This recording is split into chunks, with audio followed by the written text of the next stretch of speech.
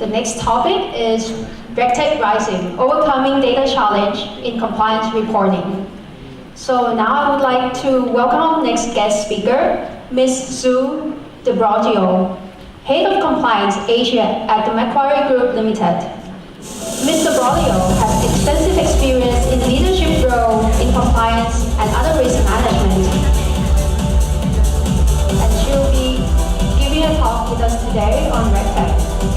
Ladies and gentlemen, please join me to welcome Ms. Sue de Broglio.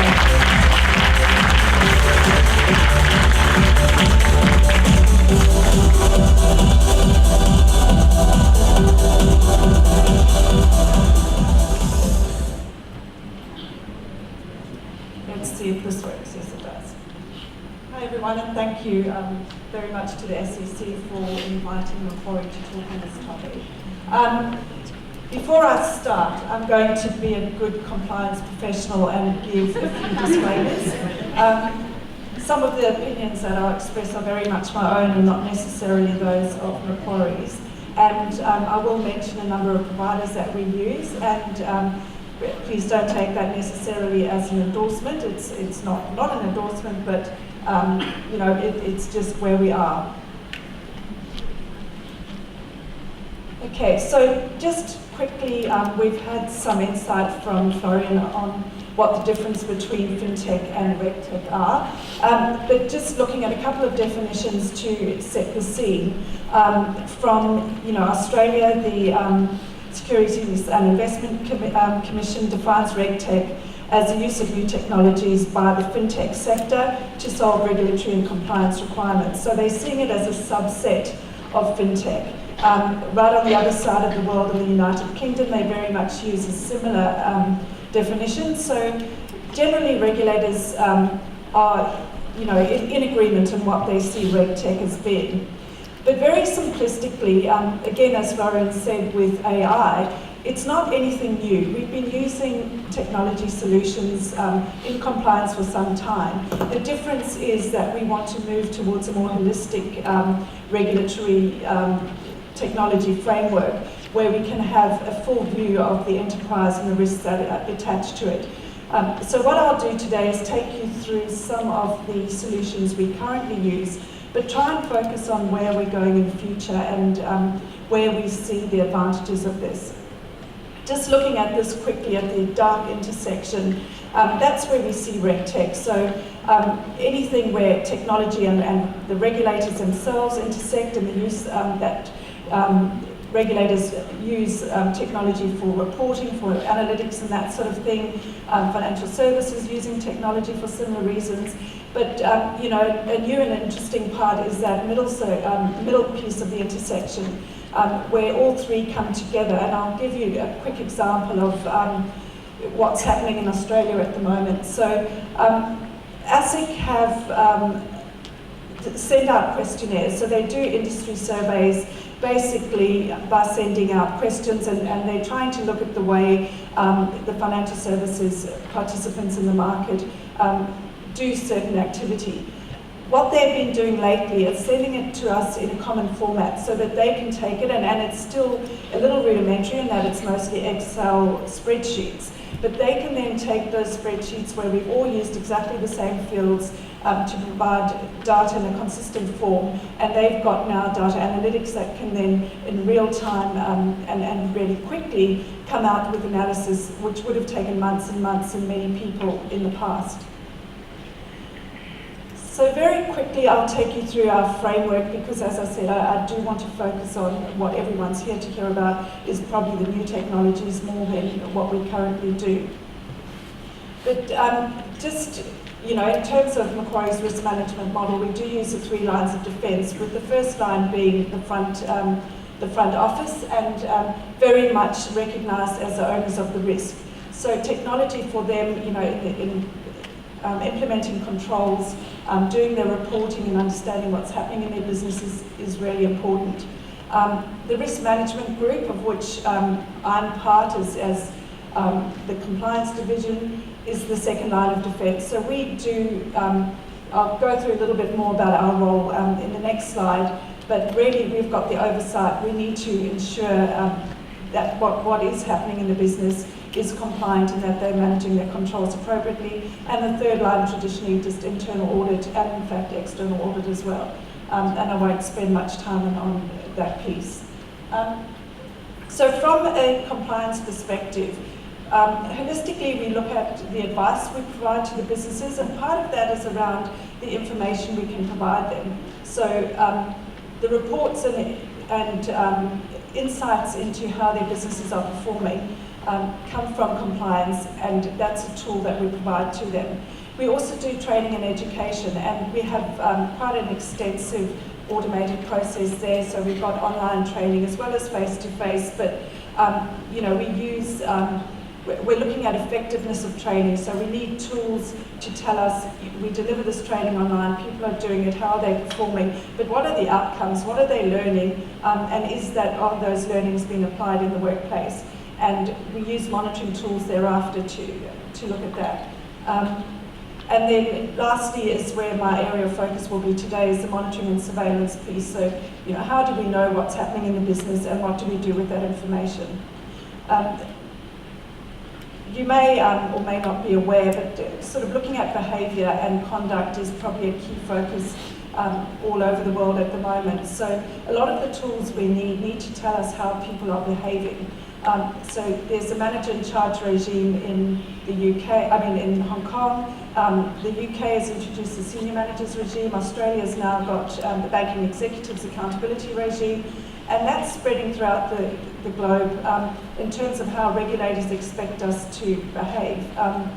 So a lot of what we're trying to do with the analytics is to pick up human behaviour, not just whether things are strictly legal or not legal, whether there are rules and processes that we're following, but what can we learn from the monitoring and surveillance that we do, about exactly what people are doing. And the tool is really important for supervisors, because now supervisors are accountable for all those people that work for them.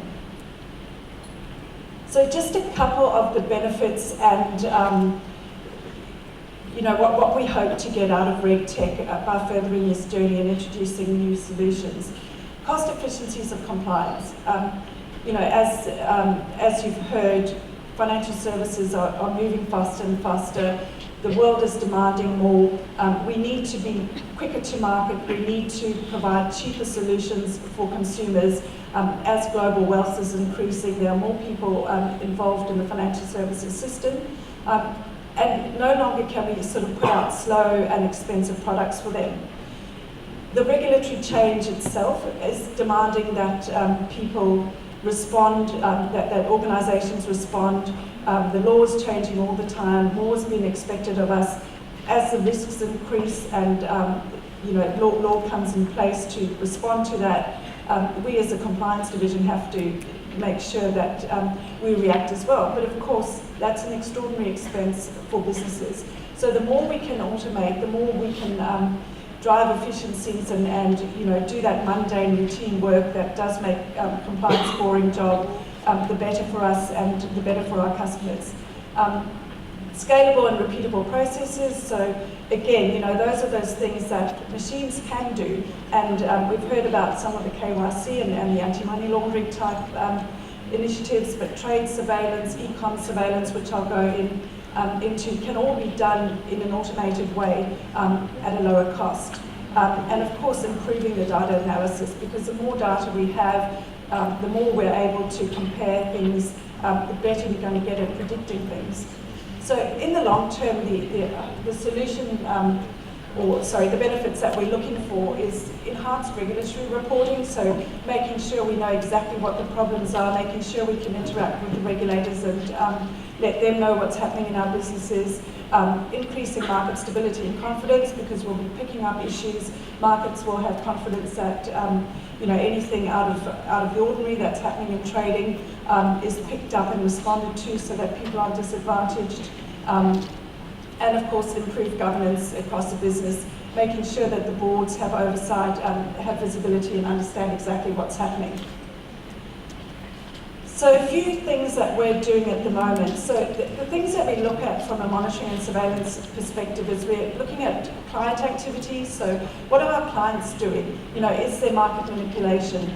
Is there any indication of insider trading? Money laundering, you know, what is happening? And a few of you may know about the big issue in the Australian market at the moment with the Commonwealth Bank, where there's an enormous money laundering issue that you know, relating to deposits that were going through ATM machines and issues around that. So, you know, something in place that picks up that sort of activity and responds to it, not relying on human beings to notice anomalies, will be of tremendous benefit to everybody. We look at traders, so our traders are our third-party traders abusing the market. Is there any misconduct? Think of all the chat room scandals. You know, is there anything going along those lines? We look at our controls effectiveness. So are things working as we expect them to do? Are they picking up what we want them to do? And we also monitor very carefully our staff. So personal compliance, you know, how are they trading? Are they disclosing their trades? Are they disclosing gifts and entertainment that they're involved in? Do they declare their outside business interests to us? Looking at the communications between staff and between staff and the external parties, looking at what might be going outside the organisation, and generally just looking for any other indicators that things might not be the way we want them to be. As this map sort of demonstrates, there's numerous sort of aspects that we monitor.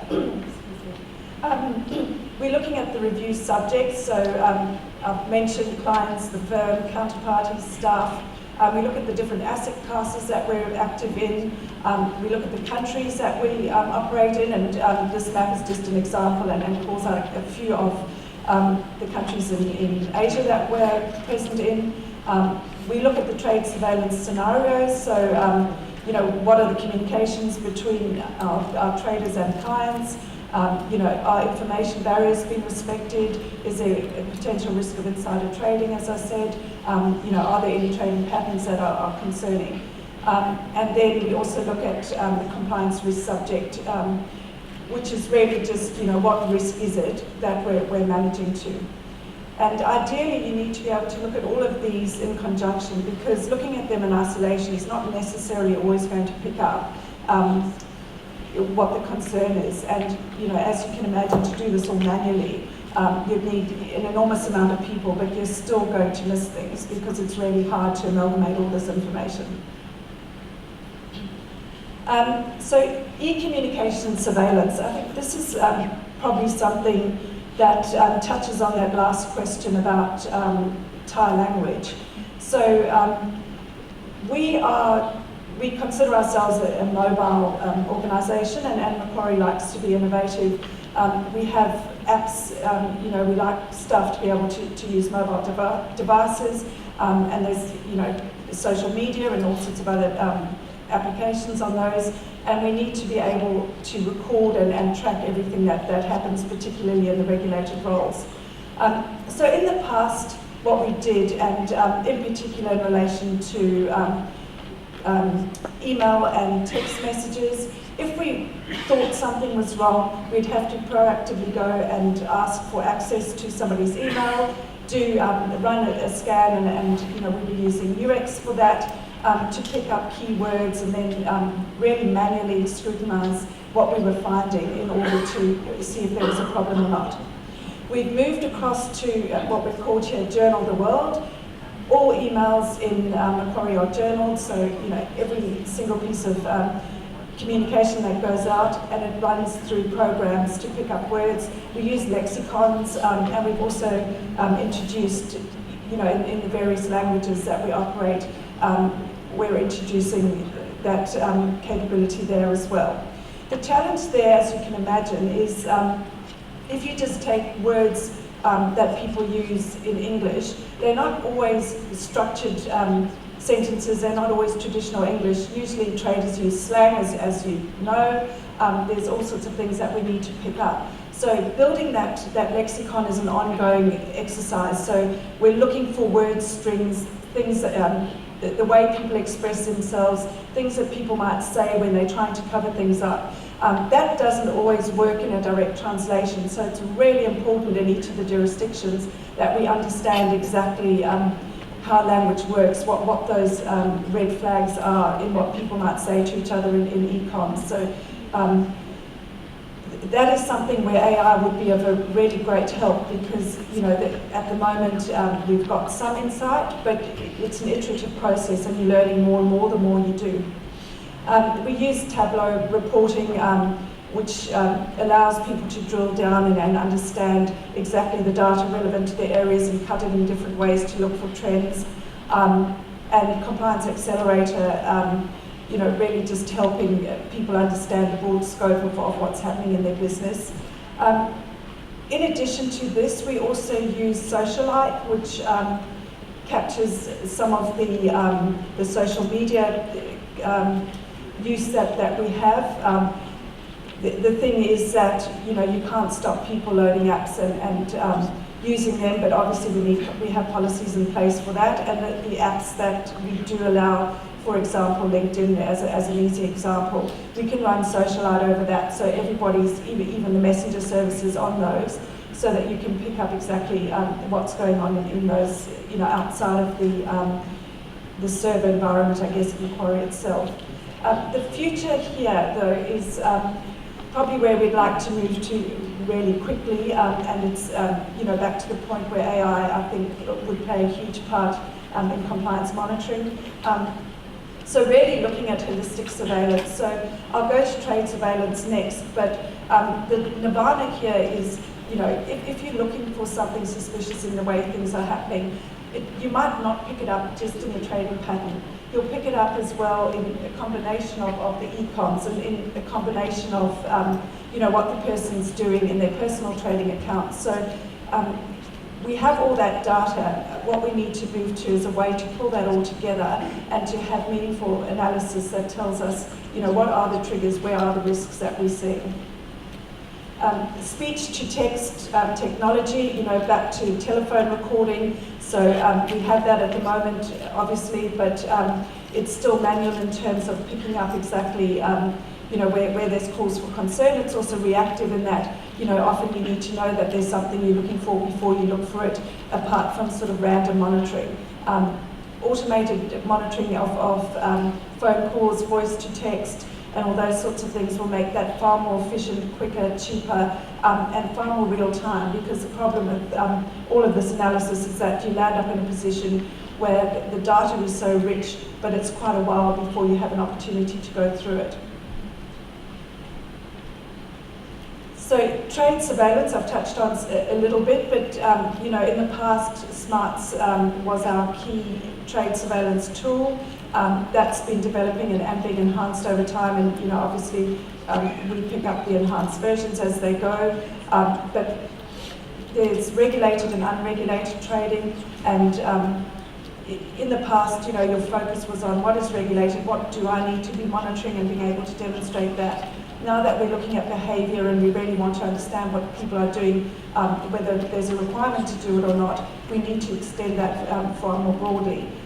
Across Asia, where most recently extended Smarts more broadly, but also looking at Bloomberg as another solution in some of the areas where that would be relevant.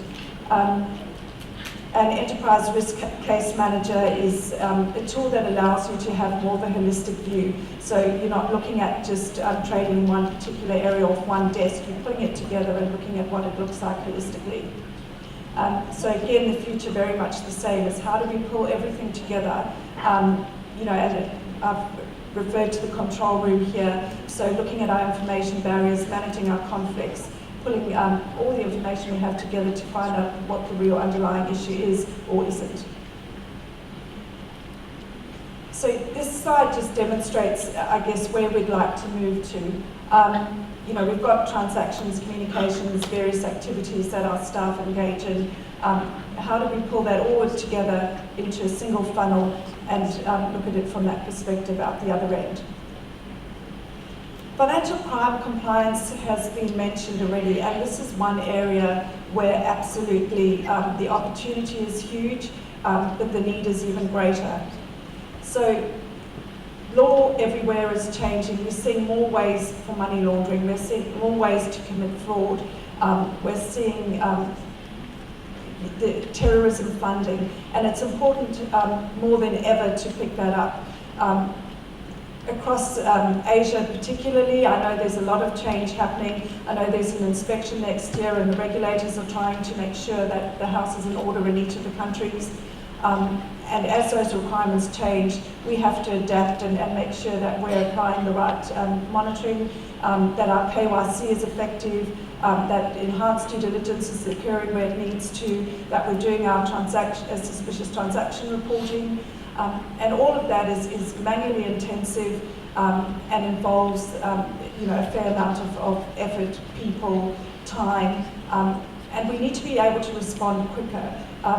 So at the moment, in terms of our approach to Macquarie, we have developed our internal systems, but we're busy trialling external solutions. So KYC KR is one of the solutions, and really looking at how we can use sort of pooled information, because that is where you are going to really understand your customer by understanding their activity outside of your market. It's not only about the individual themselves, but it's what else they've been doing, who they're connected to, and the list goes on in terms of what we need to understand about people. Particularly a challenge where there's sanctions involved. So while we can delve to a certain layer of connectivity with individuals, to be able to really dig down and understand what companies are involved in, what those companies are connected to. For those of you that have ever been involved in this, you can spend ages going throughout a whole trail to get to something that might have been obvious up front, but without data, without really understanding these things in real time, you're not going to get to the solution you need to get to before you've got the business pushing you to approve a deal or to advance credit or whatever it is. So, just looking at the digital wallet here and a blockchain solution for KYC is probably one of the biggest areas.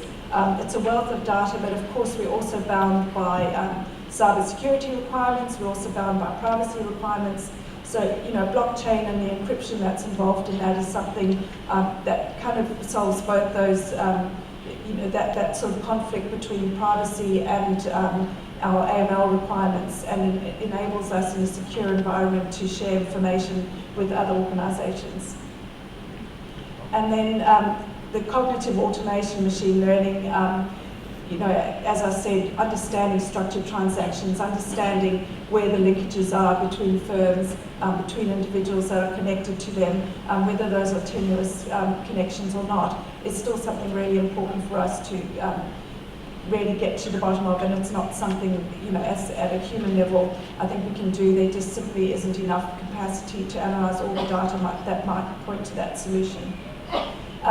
We've called out there that the MAS in Singapore is really focused on this and has recently announced their rollout of the National KYC Utility. So again, RECTECH is about how regulators are applying these tools as much as it is about how financial services need to apply them. So just a bit of a graphic here in terms of where we are and where we want to go to. So the active learning bit is the key piece for us, because people come back. For example, at Macquarie, we operate under 5 groups and we operate quite separately. The important thing is that we know where people have approached us, have been rejected. You might have the same client coming back through different channels. You might have the same client going to different banks, and that ability to share that data and understand, what suspicious behaviour starts to look like, is something that this will facilitate. So that data lake itself will be a wealth of information for all of us. Just another example of where RegTech can facilitate compliance activity. So this is taking it away a little bit from monitoring and surveillance and the traditional areas that we've been looking at RECTECH as a solution for, but also how we manage regulatory change. So how do we identify from the wealth of information, from the pace of change, whether it's very easy, for example, MiFID II or the manager in charge regime, where it gets a high profile for us to respond to. But every day, small laws are changing, regulations are being adapted, and we need to keep track of that. We're in all continents, in multiple sort of product classes, and so the regulation is just relentless, and that would apply to most international banks. We use the Thomson Reuters ARI tool to pick up regulatory change. That information comes through daily to the correct people. You use screening tools to identify exactly where the impacts might be. This is, while I've presented it here in this forum, this for us is still quite a manual process, so further development and automation of these processes and solutions for markets globally here would be something that I think we should be able to look forward to in the future. We've got the global tracker there where we make sure that we've identified it and disseminate that information globally so people can understand the impacts, especially for cross-jurisdictional regulation. It's, again, looking at MiFID II, it has cross-border implications for all of us, making sure that it's not just the people in the United Kingdom, for example, that are focusing on the impacts, that we know in Hong Kong what the nexus is and what we need to do in response to it. But as I said, this is, at this stage, has elements of automation, but something that we look forward to having a lot more automation around to make us more effective in terms of actually implementing the change rather than focusing on the analysis of the change itself. We've got this up here, Artemus, as just another example of a RegTech solution that doesn't apply necessarily to the traditional monitoring and surveillance activity. Artemus is a tool specific to Australia, I believe at this stage, from a firm called Kaplan that we're trialling. It's a software solution that really looks at publications, so our marketing material, what we publish on the web, and it's doing analysis around word strings, looking for patterns. There's specific disclaimers, there's ways that things should be disclosed, in a highly regulated environment, looking at the regulatory guides that ASIC puts out, looking at what their requirements are, and then scanning our publications to look for consistency with the wording that's required, or where something might be missing that is otherwise required, as I said, disclaimers, disclosure around fees and that sort of thing. So in the trial stage, but there's a lot of interest in this, and I think what it can be used for more extensively is probably yet to be realised. So just getting to the title of the presentation around how can we improve reporting. All the tools that we talk about need to feed into our global reporting, need to provide management information to our to the business supervisors, to our board, to senior managers. It needs to help us respond to regulator requests effectively, and it just needs, for us to have assurance that we are picking up what needs to be picked up in the process of executing and managing our risks. So, the regulatory library and change management I've just spoken to, so really understanding what is the landscape, what are the new requirements, are we responding to them? Policy management, is that feeding into our policy? Are people complying with our policies? What do we have in place to ensure that we're monitoring to compliance with those? And a key one that relates to the example I've given you is our appropriate use of technology policies, so where are people stepping outside of that? We've got tools that scan through that and report on that frequently. Testing and monitoring testing, monitoring and metrics. So looking at what those measures are, what is our tolerance level? So what would we expect to see, for example, in sort of suspicious transaction reporting. What is it? Are we picking that up? Is the level appropriate? If we're seeing nothing, then clearly we must be missing something. Continuously looking at information that feeds through to help us make those decisions. Incident management is another area that we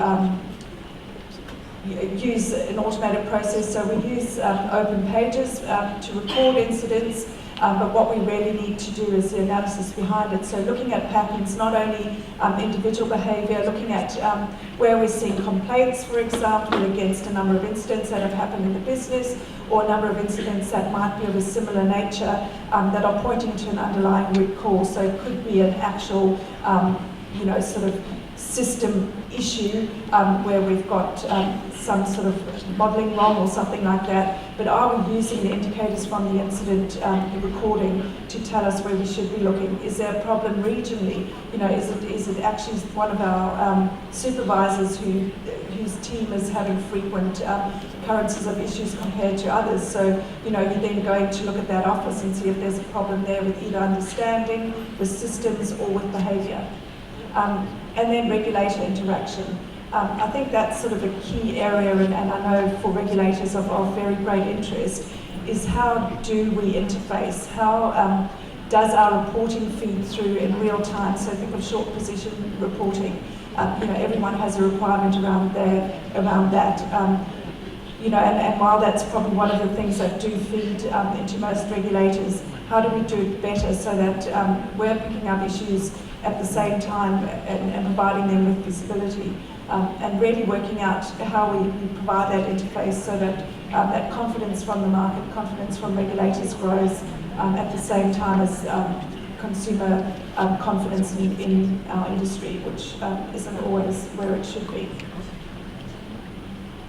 So just to close off, and I apologise for rushing through this, but I know we're behind time to an extent. Really, where we are at the moment is predominantly responsive and reactive. While we've got proactive monitoring, we're still responding to alerts, we're still attending to issues as they get detected.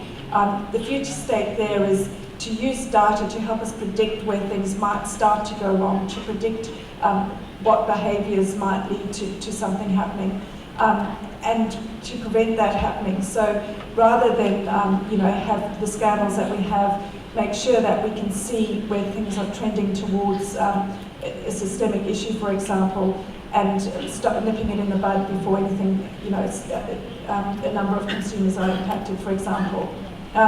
Costly and time-consuming processes.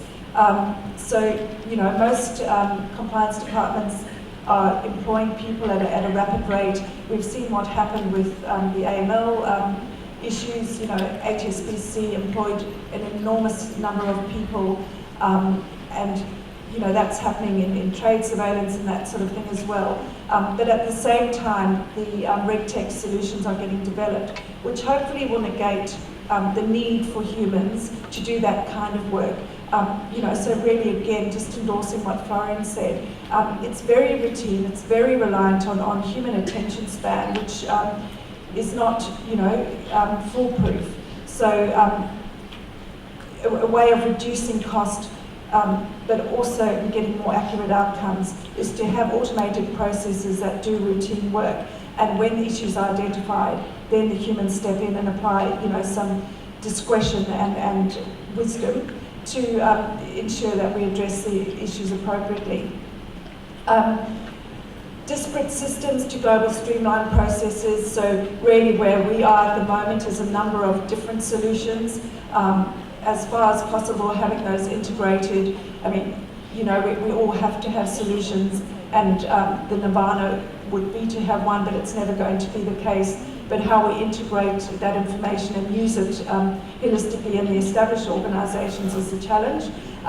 But for all of those of you here that are from FinTechs, and startups, think about this. Don't only think about the solution and the product and the sexy sort of innovation that you can put into the market, but build in at the same time the monitoring systems, build in the detection, so that it is a streamlined process, so that it's scalable, so that as you expand, your ability to ensure that the outcomes are what you expected and are fair on the market is key to a whole part of that startup process. And again, disjointed. Let's make it end to end, where we understand what goes in and what comes out, and that nothing corrupts that in between. And then tackling our data gathering challenges.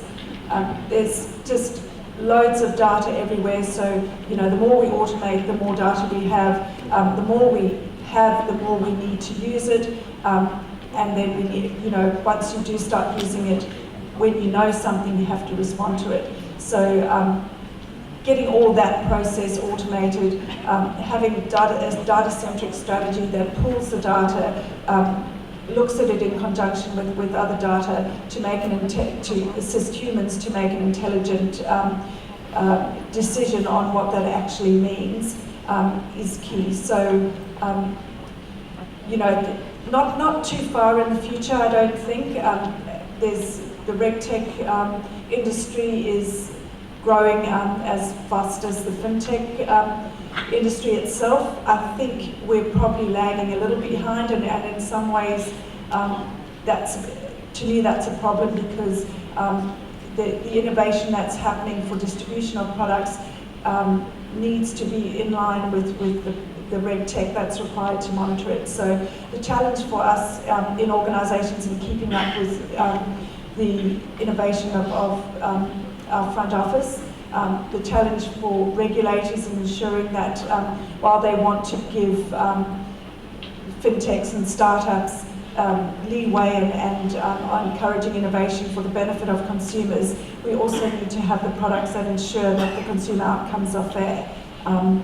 Because when something goes wrong, it has a huge impact on the market, and the confidence in the industry will be lost, and then we're back to manual processes and restricted products for the fortunate few and not for the global masses, as we'd like to see. So I'll end there. Not sure if anyone's got any questions, but I hope that's given you some insight into what's available in RegTech and what we're thinking about in Macquarie as to how we get from the current state to the future state. Thank you.